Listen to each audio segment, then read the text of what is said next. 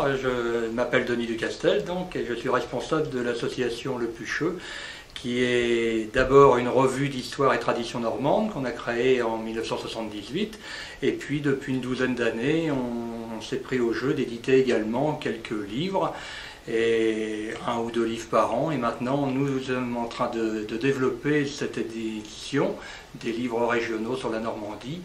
Et je vais vous présenter donc quelques livres que nous avons édités récemment. Alors nous avons un livre de contes, des contes normands de Régine Briard, qui s'appelle Anecdotes. Dont l'originalité du livre, ce sont les ânes qui parlent, ce sont eux les narrateurs, et qui racontent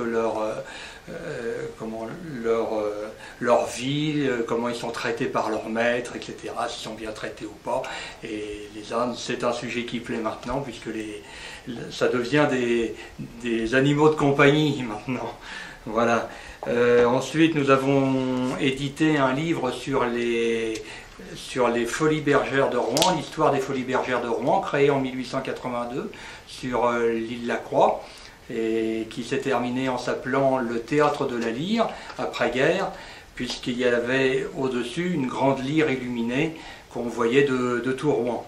Donc c'est un livre tout en couleur, avec beaucoup d'iconographie sur donc cette histoire des Folies Bergères, ce qui peut étonner les plus jeunes, pensant pas qu'il pouvait y avoir des Folies Bergères à Rouen.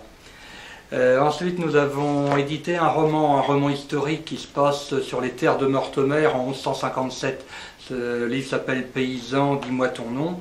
Roman historique parce que ça raconte la vie des paysans tout au long de l'année, de cette année 1157, qui est quand même une année particulière, étant donné que c'est l'année de construction de la bastide de l'abbaye de Meurthe-Mer, et c'est l'année où le moine Grangier, si on peut dire le moine en second de l'abbaye, a été envoyé au Valas pour créer, à Gruchel-Valas, pour créer l'abbaye du Valas.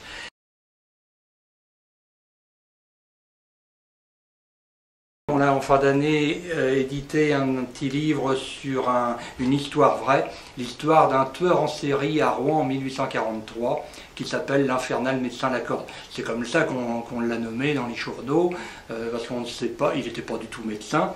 Il allait voir les personnes âgées, il leur promettait de les guérir, parce que les personnes âgées ont toujours un petit peu mal quelque part, quoi. Et puis lui, il avait de l'eau miraculeuse, il venait bénir dans les appartements, comme ça il ouvrait les armoires, il pouvait voir ce qu'il y avait à voler, et quand ça tournait mal, eh bien il pendait les gens. C'est pour ça que la couverture, on a toute une ribambelle de cordes pour illustrer un petit peu ce livre, de ce personnage qui s'est défendu lui-même lors de son procès au palais de justice de Rouen, et puis mais qui a quand même fini guillotiné, pas pendu par contre.